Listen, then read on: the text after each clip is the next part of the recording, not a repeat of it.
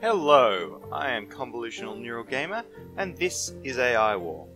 It's been a couple of weeks since I last had a chance to record because of the Christmas break, but I'm back now, and hopefully, I'm going to target that one, we'll be able to record a little bit more consistently now. I hope.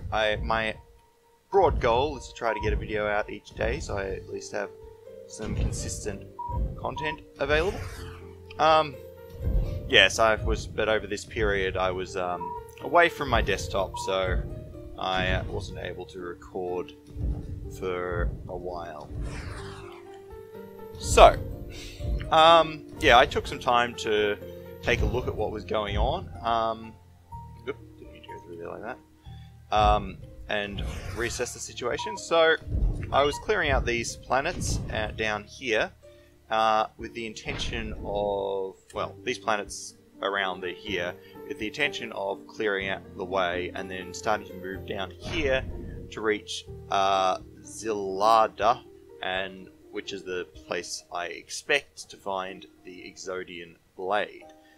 Now, while I was working out what was going on, I also noticed that I don't know where my scouts are. They went on my homeworld, which brings up another little tool you can use in this game that can be quite helpful. If you go over here, this magnifying glass, you can find troops in areas. So if I hit scout here, scout drone, shows that my scout drones are over here. Now I believe you can play around with selecting them and stuff here, but I'm not quite sure how that works. Whoop, nope. I think I just sent something where I didn't want to send it. Sure. Scouts. Oh, I sent the scouts somewhere. But I haven't do that much. It looks like because I was on this planet, it showed as though they were going to go around here, but in reality they're going down here because they're actually selected from over there, which slightly confused me. Alright, so that's just a way of finding where your scouts and things are. Usually it's scouts that I lose track of and I have no idea where they've hidden themselves. And we got a new planet here. Never seen before. Oh, looks like we're in luck. Another starship constructor. And also it's a Mark II planet, so got a nice easy run here. A couple of easy to kill planets once we clear this one out. Clearing this one out. Oh crap. Let the bloody stuff die again. It's dumb. He's swallowed by our ships. That means that guy's swallowed a bunch of my ships. Oh, come on, kill the bloody... Well, that's what happens when you try to show something while you're doing things. Oh, these guys have so much to do. You're going to Lacco. What's this guy got? Oh god, it's a Mark III with a bunch of iron cannons. Please kill him before he goes through the wormhole. That wasn't before he went through the wormhole. What the? Oh, he took him back through. Okay, that's weird.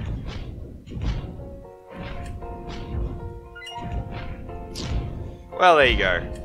That's what happens when I try to play a bit faster than I would normally. I didn't really in these videos. I try to like not pause every 2 seconds like I would in when I'm playing normally. I tend to play very, very slowly and cautiously under normal circumstances. That, I guess, again makes the game a bit more interesting if I make occasional mistakes. And I got a reprisal as well, which I really don't like getting. Ah, yes, this is a kind of funny thing that happens. Leech starships can get teleported by military orbital command stations, which generally just results in them sitting a million miles away from your base and just getting repeatedly teleported back, because military command stations. Oh, it's a level 1, is it? I thought it was a level 2. Yep. So they just sit there teleported away from your base every few seconds because they can never ever reach the command station, but the command station doesn't do enough damage to hurt it very much. So what, 100,000 health? And the command station does times 12. Shouldn't take 3,000. Yeah, no, that would take ages to kill it. So, yeah, it sits there just shooting forever. Oh, what's going on here? Whoops. I am amazed that he is still alive. Oh, I should mention that. These things also set at these displays, so the reason I can see these strength values here, strength values is a broad estimate of the power of the ships on a system.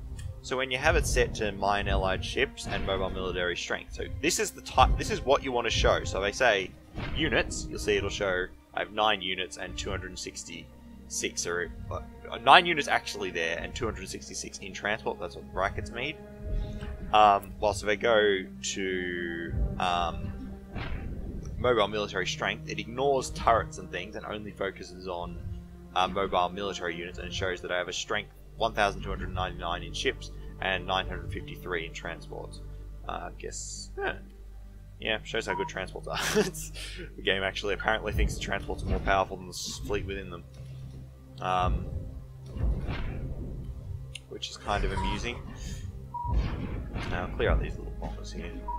Special forces.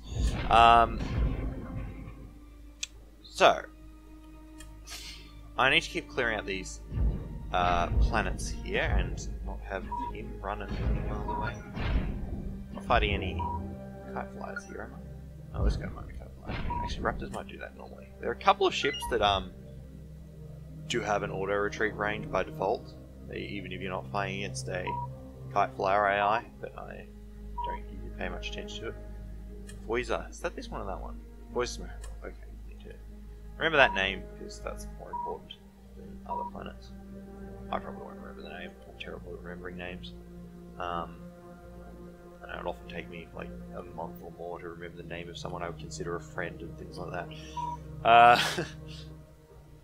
Okay, so I think there's one more planet to clear out. Yes, this one here. I don't know. I was also talking to some people on the forum, and they mentioned, yeah, I was talking about this whole reprisal wave thing. I mentioned in an earlier video that reprisal waves annoy me because I feel they kind of restrict my options whilst not really giving much benefit. This person, however, felt you didn't have to be as conservative about preventing reprisal waves as I tend to be, and as long as you made good trades, the reprisal waves just acted to restock your resources through the salvage mechanic. You can see here from those last couple of waves I've got a bit of orbiting crap, which is giving me a bit of extra money per second, but of course a reprisal wave tends to be quite a few troops, and it's proportional to the number of troops you just lost, therefore it'll give you much of the money you need to rebuild after you just had your fleet severely damaged. So their thought was that, you know, you have your fleet die and then, you know, you can rebuild based on it. And I know this player has played some, they've got an after action report on the forums. It was quite good, I read through it, where they were playing against some difficulty 9 AIs and trying to play at high AI progress, so they're clearly decent at the game, so I'll definitely, it's probably reasonable to assume that their opinion is, you know, pretty well thought through. God, that's weird. Run away like that. So I might try to play around with a bit of, I suppose, less conservative play. I can work out where my bombers are.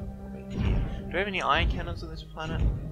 I don't see any. There's so often when I don't see any, I unload my ship and immediately everything in the world, you know, there's like 3 iron cannons start shooting at it. Is this the bombers? Yeah, we're done. So I might just try a few things that'll risk losing a few ships. Oh wait, is this one? Oh, it's a laser guard post. No! That was stupid. Oh well. Laser guard posts, bonus against polycrystal times 6, so yeah, no way. You can't use bombers against force field, I have to do it the slow way. Anyway, I'll try to experiment with being a little less conservative than I have been. And partially just to speed things along, because this style is very slow. And also just to, you know, see if I can learn to play the game better that way. It might depend on difficulty somewhat, I don't know. I need to play an actual difficulty 10 match and start to really think about what works at the very hardest difficulty of the game, because it does make a difference when the AI's just got, I don't know. There's a pretty significant difference between difficulty 9 and 10. Like you'd think it'd be smaller, but the curve is somewhat non-linear, so difficulty 10 is actually... The AI gets quite a few more ships than they do on difficulty 9. It's not like impossibly many, but it's certainly significant. So yeah, the question is, you know, does the same stuff work on difficulty 10 because difficulty 9? Because a reprisal wave is therefore going to be that much bigger. It might be that, you know, your defenses can barely handle a regular wave, so anything that's substantially larger than a regular wave is going to completely wreck you. These guys aren't going to be able to get through still. I guess they can just chill out there. Actually, I'm probably better off telling them to stay here, because I'll just lose track of them if I send them there again. I know to look at the home world. Whoop. Again, not paying attention. I have tons of money in the bank, so... And currently reprisal waves, at least at low levels, aren't a problem. There's someone who played on difficulty 7 who was talking about getting reprisal waves up to level 6, which just seemed... I was just like, God, there's no way. I don't think you could get away with that at harder difficulties. I think a reprisal wave, like reprisal wave level 2 is something I tend to pay attention to. Reprisal wave, because reprisal wave level 3 tends to actually be substantially more dangerous to your defenses, in my experience, than a regular wave. You know, there's a real chance that where a regular wave wouldn't have caused you any problems, a level 3 reprisal is going to cause you significant issues. So I don't want that to happen. So, force fields are really annoying early game. Once you've got a bit more stuff, it's less of a problem. I'm glad those guys are dumb enough to stop running away. Still, they're very annoying.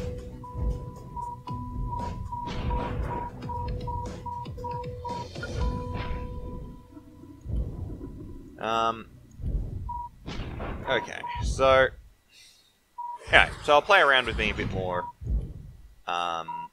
generous, but if I'm going to deploy regular fleet ships, I'm going to have to pay more attention to what the AI is actually fielding. I can't just deploy frigging bombers against a laser guard post like I did before. That's stupid.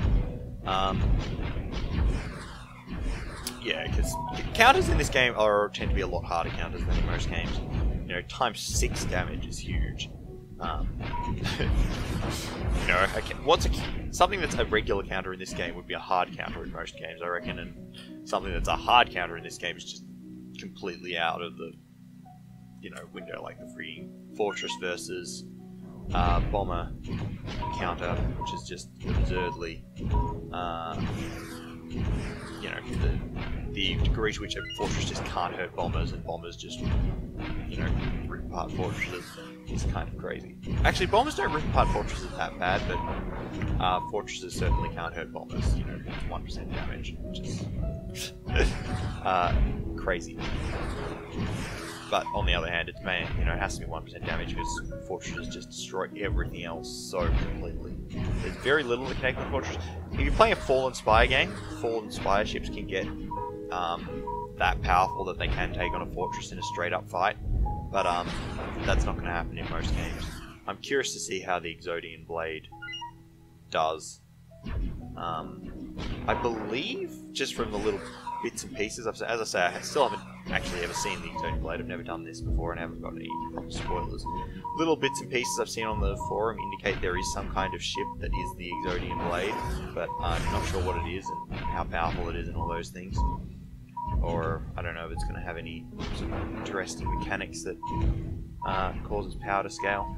By the way, everything's come and attacked me just then because I, you know, attack the stuff near the AI home command station, which tends to upset everything on the planet, which is always something to pay attention to. Whoop, I saw red. You are really low. I don't know, I almost feel like they shouldn't be that panicked because they've, you know, they've got external invincibility provided, so I can't actually destroy the home command station. Really, the AI should probably be going, well, he's going near the home command station, but he can't destroy it, so I don't really care. I don't know, I guess the warp gate is still vulnerable, so maybe it's trying to connect that or something. Are these guys actually... I should actually look at the speed. Are the Raptors actually faster than a transport? Yeah, I almost cleared this stuff out.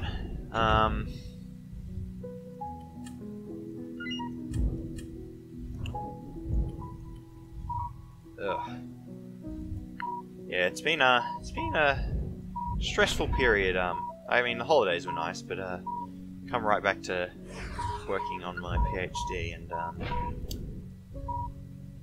things aren't going as well as I'd like at the moment. So just a bit stressed and tired. So hopefully I don't get too unfocused and non-talkative. I will do my best.